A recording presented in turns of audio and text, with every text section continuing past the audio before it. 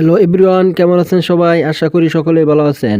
আজকের ভিডিওতে দেখাবো কিভাবে আপনি ফ্রি ফায়ারে কাস্টম রুম তৈরি করবেন, কাস্টম রুমে আপনি কিভাবে হেডশুট কাস্টম তৈরি করবেন এবং কিভাবে হেডশুট ছাড়া কাস্টম তৈরি করবেন সেই প্রসেসটি আপনাদেরকে আজকের ভিডিওতে দেখে দেবো A to Z। তো কাস্টম তৈরি করার জন্য আপনারা এখান থেকে দেখতে পারবেন বিয়ারের নামে একটি অপশন রয়েছে। তো আপনারা এই অপশনে একটি কী করবেন, ক্লিক করে দিবেন। তো এখানে ক্লিক করার পর তারপর এখান থেকে আপনারা কাস্টম নামে একটি অপশন দেখতে পারবেন। তো কাস্টম নামে অপশনে ক্লিক করে দিবেন। তো ক্লিক করার পর এখান থেকে আপনি অনেকগুলো কাস্টম পেয়ে যাবেন। এখান থেকে আপনি কিন্তু চাইলে এখান থেকে জয়েন হতে পারবেন। তো কাস্টম বানানোর জন্য এখান থেকে ক্রিয়েট নামে অপশন দেখতে পাচ্ছেন, এখানে ক্লিক করে দিবেন। তো এখানে ক্লিক করার পর তারপর এখান থেকে আপনি দুটো অপশন পাবেন, রেগুলার এবং অ্যাডভান্স। আপনি দুটাতেই এখান থেকে কাস্টম বানাতে পারবেন।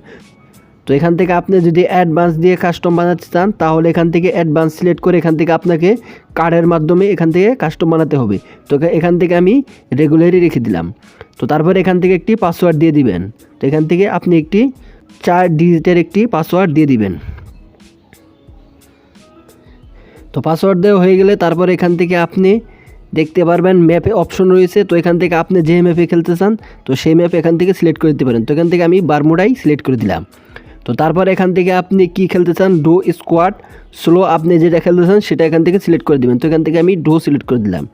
তো সিলেক্ট করে দেওয়া হয়ে গেলে তারপরে এখান থেকে দেখতে পারবেন গেম নামে একটি অপশন রয়েছে। তো আপনারা কী করবেন, গেম নামে অপশনে ক্লিক করে দিবেন। তো ক্লিক করার পর তারপর এখান থেকে রাউন্ড নামে অপশন দেখতে পাচ্ছেন, এখানে ক্লিক করে দিয়ে এখান থেকে আপনি রাউন্ড সিলেক্ট করে দিতে পারবেন। তো এখান থেকে আমি 7 রাউন্ড সিলেক্ট করে রাখলাম। তো রাউন্ড সিলেক্ট করে দেওয়ার পর তারপর এখান থেকে দেখতে পাচ্ছেন এখানে ক্লিক করে এখান থেকে এটা এভাবে দিয়ে দিবেন। তো দিয়ে দেওয়ার পর তারপর এখান থেকে নিচে আসবেন। নিচে আসলে এখান থেকে থ্রোবেট লিমিটেড এই অপশনটা এখান থেকে নো করে দিবেন। তো এখান থেকে এমও লিমিটেড এখান থেকে আপনি এটা নো করে দিবেন। তাহলে এখান থেকে আনলিমিটেড এমও এবং আনলিমিটেড গ্লোয়াল ব্যবহার করতে পারবেন।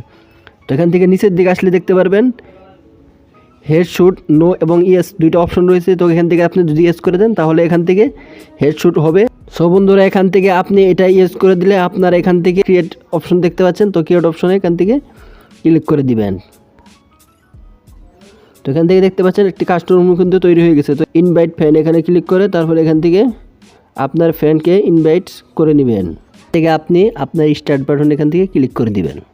তো এখান থেকে কাস্টমটি স্টার্ট হয়ে যাবে।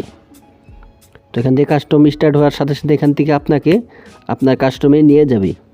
তো এখান থেকে দেখতে পাচ্ছেন কাস্টম কিন্তু এখানে শুরু হয়ে গেছে। তো এখান থেকে আপনি যা ইচ্ছা সেই গান এখান থেকে নিতে পারবেন। তো এখান থেকে আমি আপনাদের দেখানোর স্বার্থে যে কোনো একটা গান নিয়ে আপনাদেরকে খেলে দেখাচ্ছি।